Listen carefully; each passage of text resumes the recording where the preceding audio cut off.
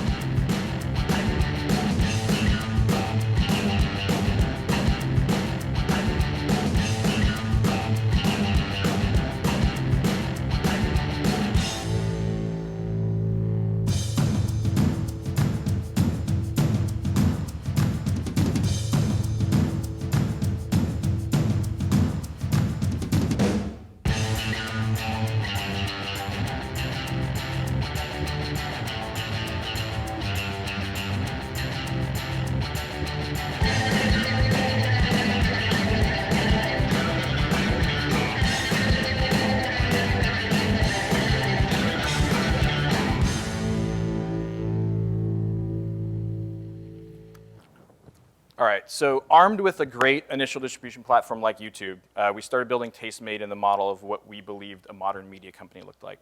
One that had a content studio, a community of creators and fans, and a platform to help us be smart about how we thought about distribution and data.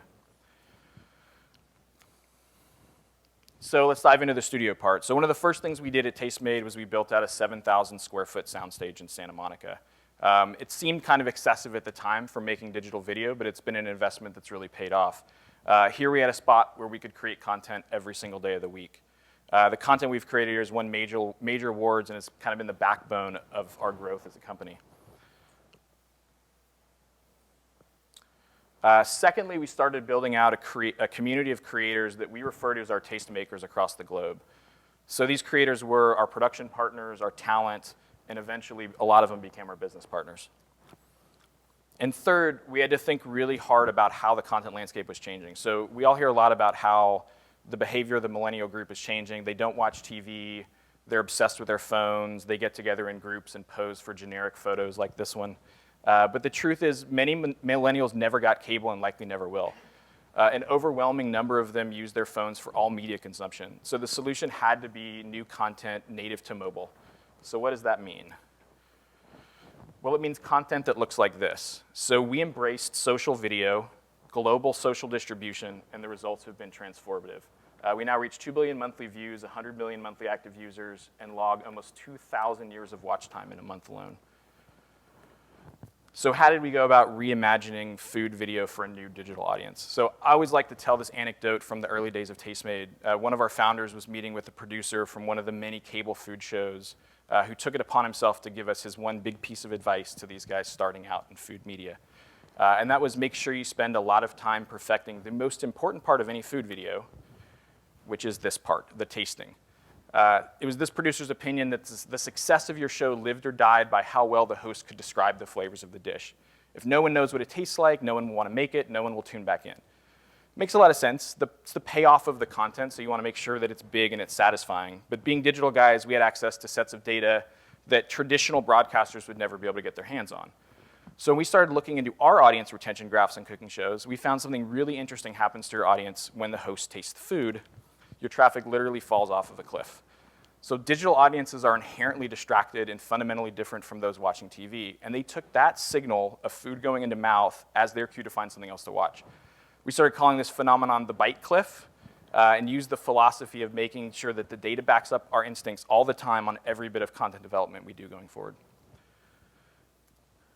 So let's talk a little bit about that content development, right? There's this myth that great ideas come in these kind of aha moments, fully formed, it's a flash of brilliance, it looks kind of like this picture. But for digital platforms, it actually looks a lot more like this. The reality is that digital development requires you to take inspiration and data from all these different sources and synthesize that into the best fully formed idea. So let's take a look at what some of that looks like. So one of our most popular shows when we started was a show called Thirsty For. One of our tastemakers had this really clever idea for a recipe video for Vietnamese iced coffee. Didn't have any talent, it was just hands working with ingredients. We took that and then developed it into an original video for a thing called the Slacker Shake that became one of our signature hits. And then we tackled 90 videos of authentic drink recipes from around the globe. So we basically took the seed of an idea, used all of our data, used all of our insights, used all our production know-how, and turned it into arguably our first hit. So I'll show you what that looks like.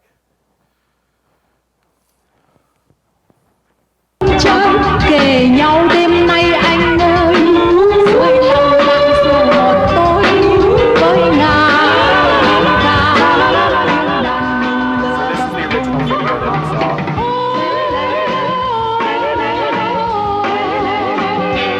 Cùng nhịp nhàng nắm tay mà hát, nào bạn đường nhìn lửa bập bùng cất cao lời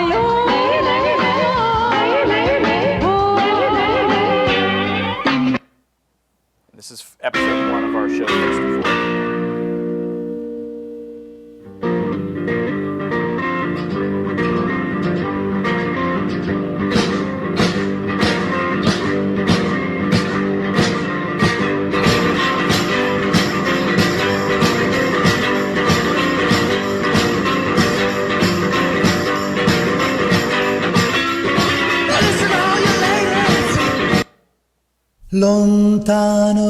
And this is kind of peak Thirsty For. So this is episode 28 into a 90 episode show where we really started tackling some of the amazing kind of cultural drinks from around the globe. And this was actually the episode that won us a James Beard Award in 2014. So if you know the James Beards, they're like the Oscars of food. So this was a pretty big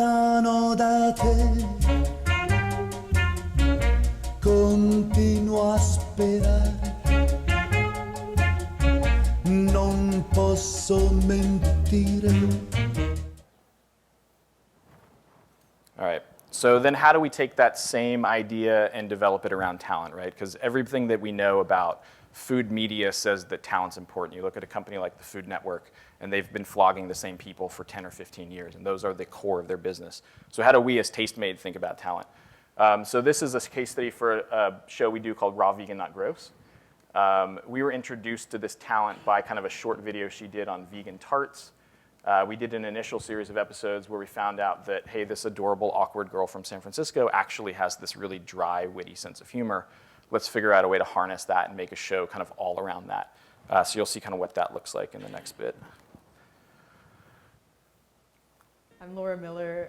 My business is Side Saddle Kitchen, and I make raw, vegan, gluten-free, organic, not gross desserts. Give your kale a good wash and then just chop off the bottoms. You don't have to, but if you don't, it'll be like biting into a stick, or what people on the outside probably think of as raw food. So that was that spark where we realized she was funny. And then this I'm going to is show the you how to full make some realization corn of that chips funny. and some guacamole to bring to your spooky party. Let's do it. Laura Miller, your Halloween episode is lame. Time to spice things up.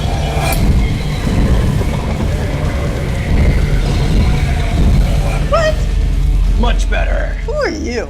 I'm the vegan black metal chef. Okay. So you still want to make the guacamole? Yeah, let's go ahead and make some guacamole. Okay, cool. Would you hand me some avocados, please?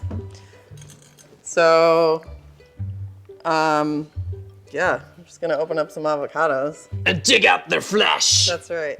That's what I'm gonna do. Do you want to be the scooper? Absolutely. Where'd you get that knife? It's made from the finest artisans in hell. Oh, they must be expensive. So you can kind of see the seeds of that personality and then how we eventually developed it into something that became one of our most popular shows.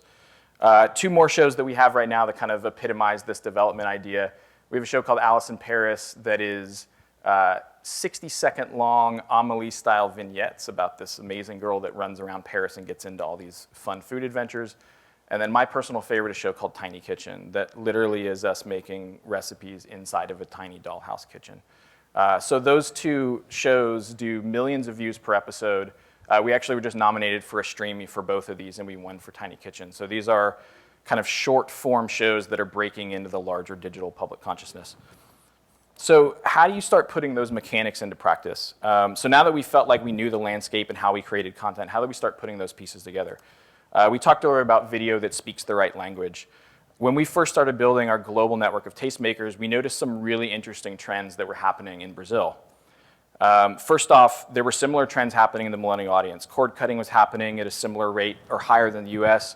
Mobile was starting to dominate the traffic on YouTube. And their millennials were also sitting around posing for stock photographs. It felt like untapped potential. Monetization wasn't there yet, but the audience was. And then another thing we noticed that almost all of these tastemakers were based in Sao Paulo, unlike here in the US where we had people spread throughout the country. So we saw this amazing collection of people all hubbed around this one city. And if you've ever been to Sao Paulo, one of the most recognizable traits of that city is the incredible street art scene. And we found that same style in the group of tastemakers that we'd assembled in that city, a group of creators that literally represented that same vibrancy and aesthetics as the street art itself. So these tastemakers were creating content that looked as good as anything we were doing here in the US, and they were generally some of the coolest people that you could ever meet. So we decided to create our first global slate of content. We used the same development, production, and distribution practices as the US, and Tastemade Brazil was born.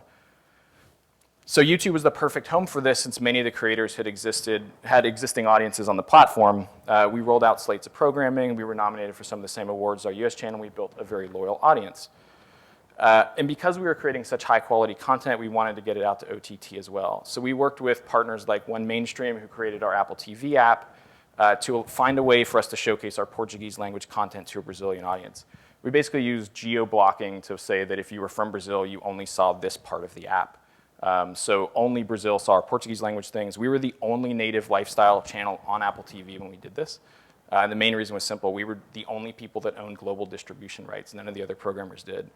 So today, if you open up our Apple TV app around the globe, you see native language content in English, Spanish, Portuguese, French, Japanese, and more. So back to that idea of video that speaks the right language. Another way we apply this philosophy is to the visual language of the content. Programming a true social site like Facebook is much different than programming for an intent-based audience like YouTube. For one, your viewership is inherently distracted, right? I don't know about you guys, but I open up Facebook to kill a few minutes rather than actually consume content. And I think we see that same dynamic play out with our audience. So in order to make content that works for that platform, we had to contend with three major issues. So number one, video auto-plays in the feed. So you need to be able to create what we call a thumb-stopping experience. Secondly, most users watch with no sound on at all. And three, you're dealing with a totally different aspect ratio than traditional video. So even a year ago, almost all video on Facebook was in 16:9, and it wasn't until we and some other publishers started doing square video as a way to kind of maximize the real estate that that content took up in your feed that really became one of Facebook's best practices. So using some of the learnings from a show like Thirsty4, we built a hands-only recipe format, started experimenting with recipes that didn't require us to have talent, and it worked well with sound off and in this aspect ratio. And so it allowed us to create those thumb-stopping moments within the feed. And almost immediately, we started seeing some of our biggest hits to date. So these are videos with 44, 34, 80 million views that happened over a couple days. And the engagement on the platform has been unreal, right? The potato pizza, which is one of my favorites, our audience actually took the time to recreate that dish themselves and upload pictures. And that's this fascinating thing about Facebook that you don't get on some of the other social platforms. People truly do engage. So then we looked at, all right, we figured out this one format. How can we take that same development process that we walked through before and think about what we could do on Facebook that wasn't just a recipe? So this is a show we do called Cookie the News, where we literally take a news story and create a cookie around it. It sounds pretty silly, but it's been incredibly successful. It became kind of this really powerful, interesting way for us to tap into cultural events in a way that transcended language. This Bowie cookie we made when he passed is a really good example. We used food as art to pay tribute, and this thing was shared and viewed, I think, 40 or 50 million times globally. To date, we've done cookies on everything from Kim Kardashian's butt to the late king of Thailand, which was one of the most recent ones that we did. And then we also thought about this same learnings on something like a platform like Facebook Live, right? This is one of the first lives that we ever did. We had a latte artist basically take requests from a live feed, lasted about 50 minutes. During that live window, we did 1.4 million views. I think when Game of Thrones premieres, it does 2.4. So it's pretty staggering to see how a platform like Facebook Live can be used to drive audiences that are very similar to what you see on some of the most successful cable shows out there. And so as we started seeing the success of Facebook with our English language content, what happens when you take the same approach globally? So we launched on Facebook Coisas in que Brazil. nunca comi ou evitava comer. Cérebro de boi. Similar graph. We launched on Facebook in Espanol. Again, similar graph. We launched on Facebook in Japan and started seeing a similar graph. And so then we kind of took that and we're starting to roll that out to other markets. So it's really coming up with that playbook and figuring out ways to take that playbook and put it across all these different markets. France actually has launched since I had this animation built, so that's no longer correct.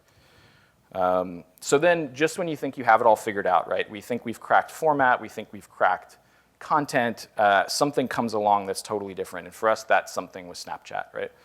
So There are more and more people addicted to making vertical videos every day. It's not crack or nothing, but it's still really bad. There are two different kinds of people who are afflicted with VVS. The first group treats the videos they shoot like pictures. They don't mean any harm. They just don't understand that while you can turn a picture, you can't really turn a video. The other group is people who don't give a So you can see, and this came out in 2012, this was a huge viral video among content creators that thought kind of landscape was the only way to tell a story, right? Vertical video was definitely a dirty word at the time. So while the industry was laughing at vertical video, we set out to produce content for all aspect ratios and really scaled it and embraced it. So one of the things we found out was there are no tools available for people to create professional vertical video, it just doesn't exist. So we spent the first 6 months on Snapchat trying to hack the process. We rigged our cameras at 90 degrees. We put tape all over our monitors so we could see what the different aspect ratios looked like. But what this allowed us to do is we understood the value of looking at content on different platforms. And we found that vertical video has this amazing sense of intimacy that you don't get on other things, right? If you think about it, it's the way that you talk to your parents on Skype. It's the way that you send a selfie to your friend. It's a communication medium that looks fundamentally different than landscape video. And so we started seeing some of our talent resonate even more on vertical than they had on any other platforms. And then we became one of the partners on Snapchat Discover. So this allowed us to basically take all that learning that we had done through figuring out vertical video and program it daily to a very highly concentrated millennial audience. And it's not just Snapchat. There we go. So our own mobile apps and mobile web display video in a native vertical format when users access them that way, not just in the US, but around the globe. So we are really all in on this idea of vertical video. And we're gonna coat this with some olive oil. And then we have a bunch of seasonings over here. Coisas que nunca comi ou evitava comer. And we're creating content around the globe in vertical. And maybe this is gonna play. Lo primero que vamos a necesitar es el fruto seco o semilla para preparar esta leche vegetal. Tenemos nuestras almendras ya activadas. So this is Argentina, Ponemos en la where we have licuadora a y la production vamos a team.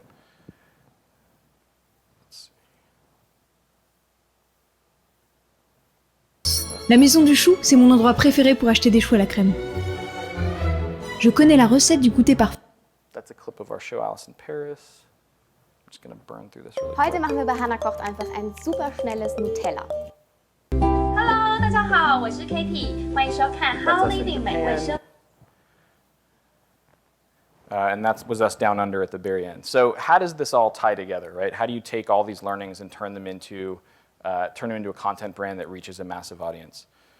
So at its core is a creation and distribution philosophy, right? When we're creating these stories, we think about who's watching, where they're watching, and what optimized asset best fits the platform. So it's the visual language and the actual language that makes the most sense for that audience. So we're taking the same piece of content that we shoot in 16:9, we're cutting it for vertical, sometimes shooting it in vertical, and then putting it across all these different distribution platforms, sometimes in different runtimes, sometimes in the exact same length, depending on what makes the most sense for that audience. And then we do this globally, right? So we take that piece of content we maybe made for Facebook, we figure out how to get it in Spanish, Japanese, Portuguese, and so we can take that one piece of content, literally have it travel all devices and travel all languages. And then finally, we layer on our own technology. So both our web and mobile app take all the best practices we have and kind of bundle them up into these seamless consumer experiences. So you can access local language content from all parts of the globe, regardless of where you're located. And the app automatically adjusts from vertical to landscape, depending on your mobile phone's orientation. It's, in our opinion, kind of the ultimate version of Tastemade, and one that could only exist through all the learnings that we've done over the past 4 years. And that is it. I know we are over time, but does anybody have any questions?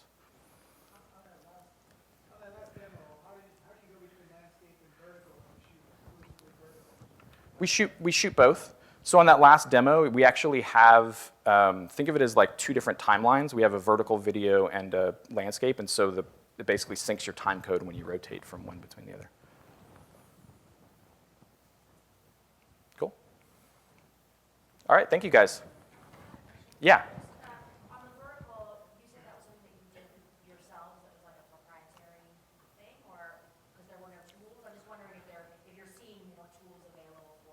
Yeah, it's interesting. I mean, so vertical aspect ratio is effectively 9:16, right? So normal aspect ratio is 16:9. So it literally is that same thing, just rotated 90 degrees to the left. We have seen, I mean, some DJIs come out with a couple of like handheld camera gimbals that'll let you automatically rotate 90 degrees, which we think is pretty cool to kind of get that shot. But largely, it's people who are kind of hacking the system. There's not, outside of Snapchat, there's not a lot of places where people are truly doing vertical video. So there's not a huge market for it yet. But I think as we see that continue to permeate and people continue to respond well to it, we'll see more of it. Yeah.